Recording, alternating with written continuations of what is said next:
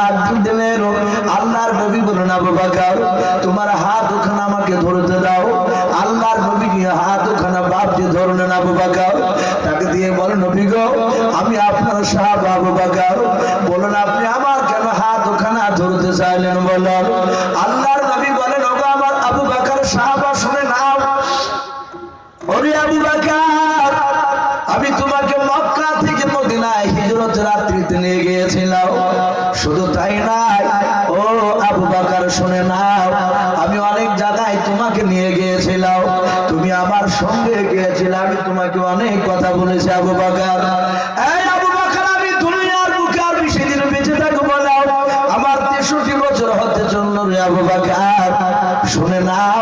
হাজার হাজার সাহাবার সামনে আমি পয়গম্বর রাসূল আমি বলছি আবু বকর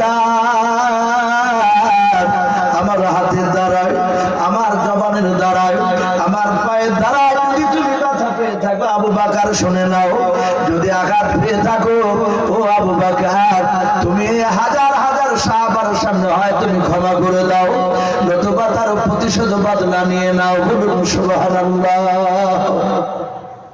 ভাবতে পারি সারা পৃথিবীর শ্রেষ্ঠ নবী, যে নবী বাকি দুনিয়ার বুকে যতবার হাসতে আমার নবীর মর্যাদা এত বাড়ি দিয়েছিলেন আল্লাহ। নবী আমার যতবার হাসতেন দুনিয়ায় ততবার নবীর সম্মানার্থে জান্নাতের মর্যাদাকে আল্লাহ বৃদ্ধি করে দিতেন। বলুন সুবহানাল্লাহ। শুধু তাই নয়, সবাইলে তিরমিজি শরীফে পাওয়া যায় নবীজি রাস্তা দিয়ে একবার হাঁটতেন, ওই রাস্তায় 14 দিন ধরে না হাঁটলে যে কোনো মানুষ তারা বুঝতে পারতো যে রাস্তায় রাসূলুল্লাহ হেঁটেছিলেন। 14 দিন ধরে খুশবু পাওয়া যেত। সেই নবী, যেই নবীর বাপজি গুনাহ নাই। আপনাদের আকীদা বিশ্বাস এরকম যে নবীদের গুনাহ আছে? কোন নবী রাসূলের বাপজি গুনাহ নেই। নবীরা নিষ্পাপ, মাসুম, বেগুনাহ। কারো যদি আকীদা থাকে যে নবীরা গুনাহ করেছে, এরকম কারো বিশ্বাস থাকলে তার ঈমানটাই নষ্ট হয়ে গেছে। নবীরা গুনাহ করে না। অথচ হযরত আয়েশা সিদ্দিকা রাদিয়াল্লাহু তাআলা আনহা তিনি বলেন আমি রাসূলুল্লাহর মুখ থেকে শুনেছি নবীর ডান দিকের, বাম দিকের, সামনের, পেছন দিকের, চারিদিকের গুনাহ মাফ। অথচ সেই নবী হযরত আবু বকরের কাছে ক্ষমা চায়। আবু বকর আমার 63 বছর হতে চলল। এই আবু বকর শুনে নাও, আমি তোমাদের নবী হলে আমিও তো তোমাদের মতোই মানুষ। কি নবী আমাদের মতো মানুষ ছিল না? কথা বলো। এই কথাটা বলল বাপজি এক শ্রেণীর মানুষের আবার গা জ্বলছে। এটাকে ঘুরিয়ে পেঁচে বাপজি মানুষের কাছে খারাপ ধারণা তৈরি করেছে। যে বলে দেখো ইউসুফ মোল্লারা বলে যে নবী নাকি আমাদের মতোই ছিল। বাপজি আমরা এরকম বলি নাই যে নবী গরুর মতো ছিল, ছাগলের মতো ছিল দেখতে। এরকম শুনেছেন কোন ওলামে দেবদের মুখে? আমরা বলি নাই। নবী আমাদের মতোই ছিল, এটা সত্য। তাহলে নবীর মর্যাদা আমাদের মর্যাদা কোনদিন এক বলি ভাই? কথা বলে এক বলি নাই। আমাদের শরীর ঘেমে গেলে গন্ধ বের হয়। কারো ঘাম যদি বেড়ে যায় কিছুক্ষণ পর তার কাছে মানুষ বসে বলে ভাই তোর গা গন্ধ করছে রে ভাই, এই ঘাম ঘাম গন্ধ করছে। আর আমার বিশ্ব নবী ঘেমে গেলে নবীর ঘাম থেকে মুশকে আম্বার ছুটতো। বলুন সুবহানাল্লাহ।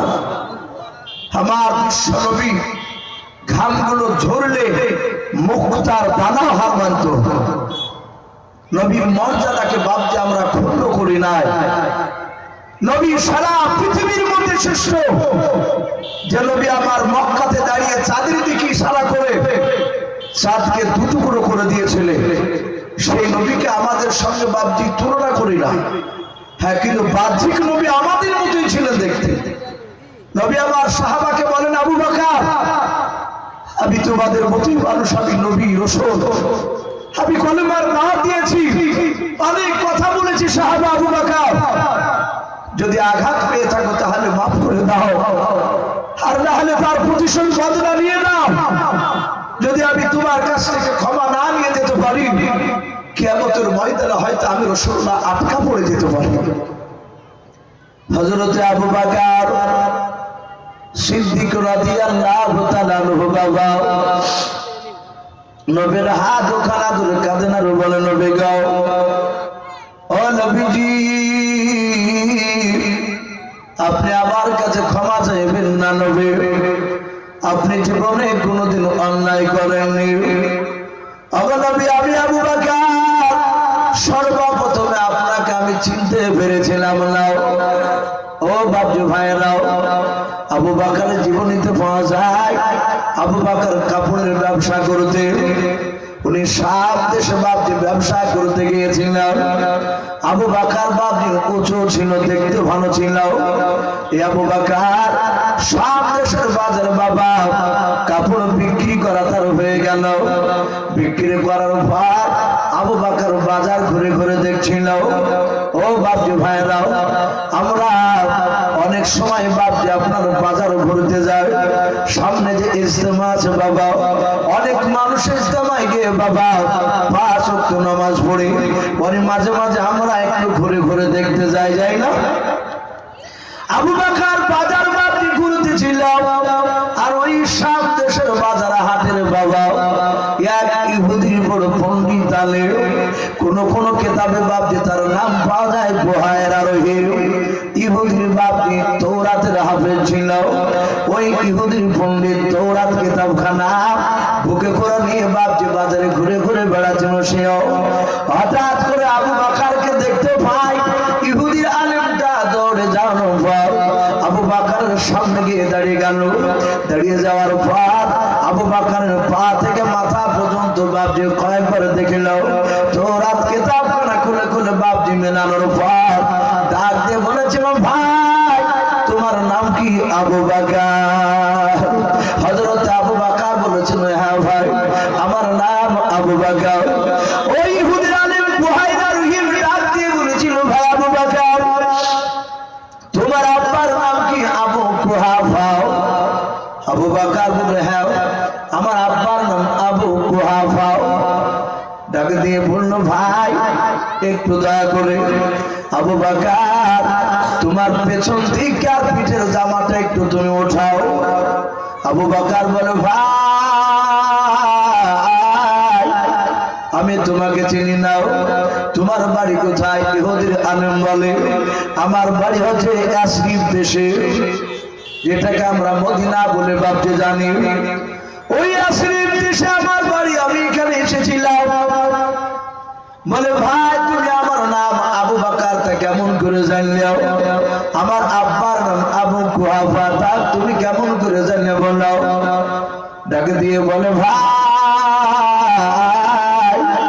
এই তৌরাত কিতাবে পেয়েছি রে ভাই, আখিরি জামানার একজন নবী আসবে, সেই নবীর নাম হবে হযরত মুহাম্মদ রাসূলুল্লাহ সাল্লাল্লাহু তাআলা আলাইহি ওয়াসাল্লাম। আর ওই নবীর জানের বন্ধু একজন হবে, তিনার নাম হবে আবু বকর, ওনার আব্বার নাম হবে আবু কুহাফা। ভাইরে এই কিতাবের সঙ্গে তোমার চেহারার সঙ্গে মিল পাওয়া যাচ্ছে। ওরে ভাই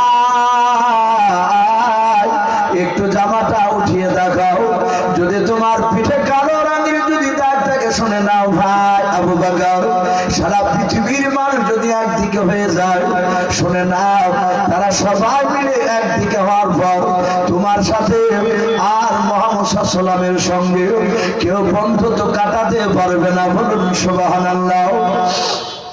ও বাকি ভাইরা, আল্লাহ রাসূলকে বাপজি আবু বকর এত ভালোবাসতেন বাবা, আল্লাহর নবীজিকে বাপজি চিনার পর আবু বকর নবী ছাড়া বাপজি থাকতে পারতেন না। আল্লাহর নবীর কাছ থেকে বাপজি যেত না। নবী বলতেন, আবু বকর তুমি বাড়ি চলে যাও, তোমার বাড়িতে সংসার আছে।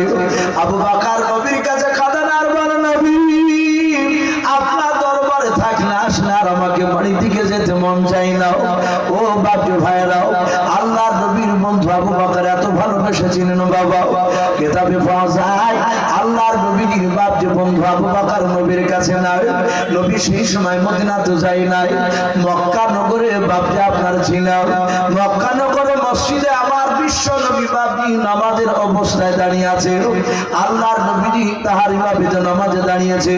আর ওই সময় বেঈমান উতবা সাইবারা বাবা দড়িকে বাবা ফাঁদ করে ফাঁসি করে দূর থেকে আমার নবীর গলায় বাপজি ভরে দিল।